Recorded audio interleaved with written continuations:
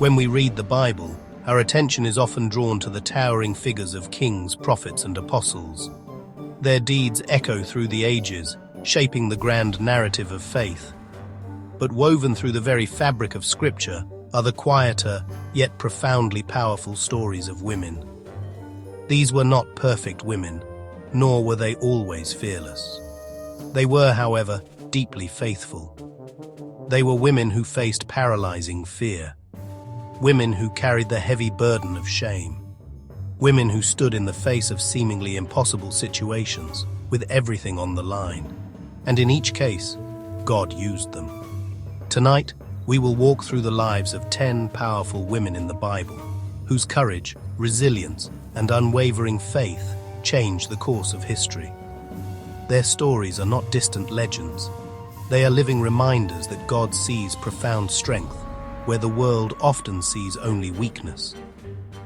They speak directly to the pressures ordinary women face today, in moments big and small.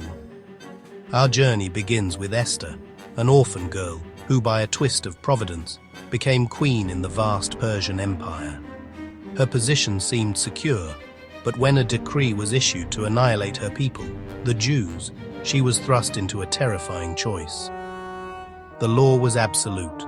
Approaching the king without being summoned was a capital offense. To speak was to risk her life. To stay silent was to condemn her people. In that moment of truth, she declared her resolve. If I perish, I perish. She didn't feel fearless. She called for a fast. She prayed intensely. She wrestled with doubt and the very real possibility of her own death. But she stepped forward anyway. Esther reminds us that true courage isn't the absence of fear. It's obedience despite it. It's the quiet resolve to do the right thing in the workplace, even when your voice shakes. Ruth lost her husband and homeland. As a widow from Moab, an outsider in Israel, every logical path pointed back to her own people and the familiar comfort of home. She could have returned to safety. Instead, she chose loyalty, a fierce, unwavering loyalty to her mother-in-law, Naomi, and to the God Naomi served. Whither thou goest, I will go. Thy people shall be my people, and thy God my God.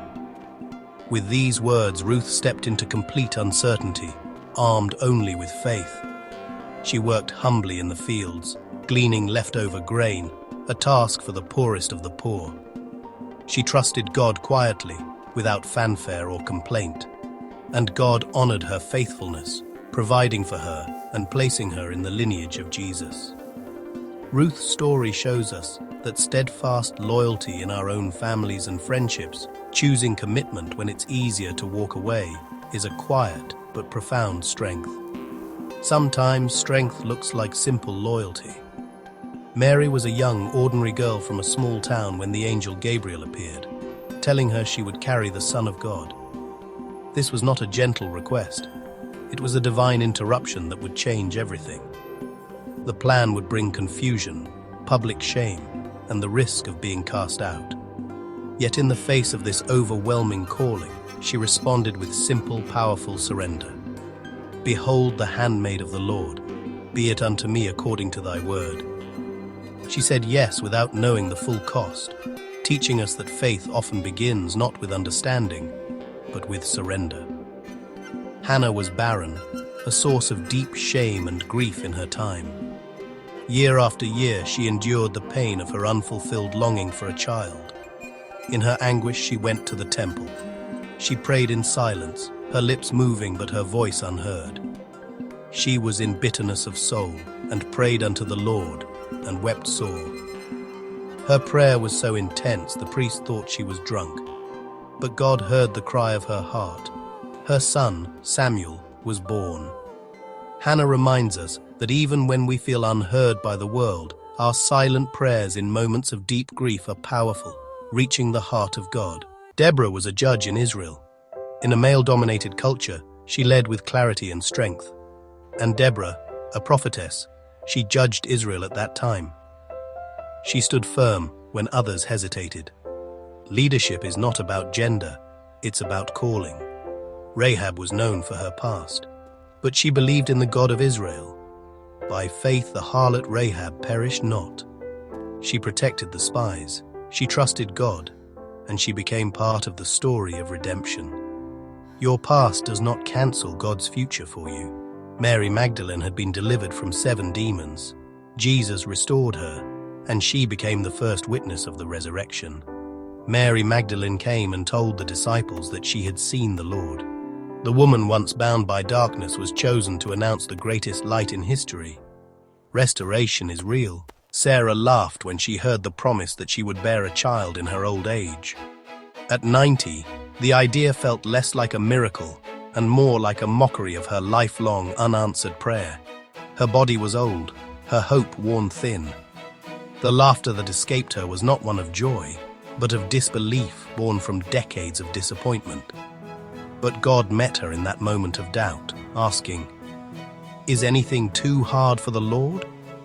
Her laughter of cynicism was transformed into Isaac, whose name means, "He laughs." Her story teaches us that it's okay to question, to feel the sting of impossibility. Sometimes the most profound faith doesn't precede our doubt, but grows right out of its ashes. It's a reminder for when we feel our own time has passed, that God's timeline operates beyond our understanding.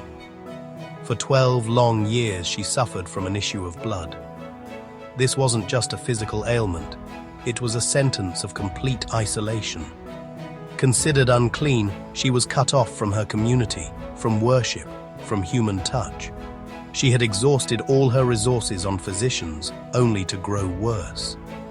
With nothing left but a sliver of hope, she pushed through the crushing crowd, thinking, "If I may touch but his clothes, I shall be whole." In that one anonymous act of desperation, power flowed from Jesus. He stopped, and for the first time in over a decade, someone saw her not for her sickness, but for her faith. Jesus said, "Daughter, thy faith hath made thee whole."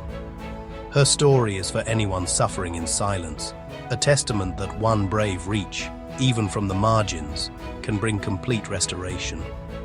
She came to the well at noon, the hottest part of the day, to avoid the whispers and judgmental stares of the other women. She was an outcast, defined by a string of broken relationships, and the shame she carried. Alone, isolated. But Jesus met her there, deliberately crossing social and religious boundaries to see the person others had dismissed. He offered her something beyond the water in the well. "Whosoever drinketh of the water that I shall give him shall never thirst." In that one conversation, her identity was rewritten. No longer the woman with a past, she became a witness with a message. She ran back to the very village she had been hiding from, her shame replaced with urgent joy, proclaiming, "Come, see a man."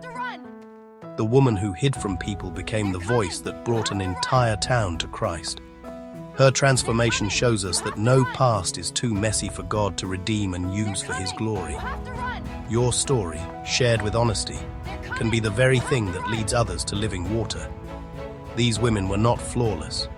They were grieving, afraid, questioning, wounded, waiting, but they trusted God in the middle of it. And God used them. If you feel spiritually depleted, if shame whispers that you are disqualified, if your struggles feel louder than your faith, remember, God used Esther's courage, Ruth's loyalty, Hannah's tears, Rahab's redemption, Mary's surrender, Magdalene's devotion, the Samaritan woman's testimony. The same God is still working. Your weakness is not your ending. In God's hands, it can become your testimony.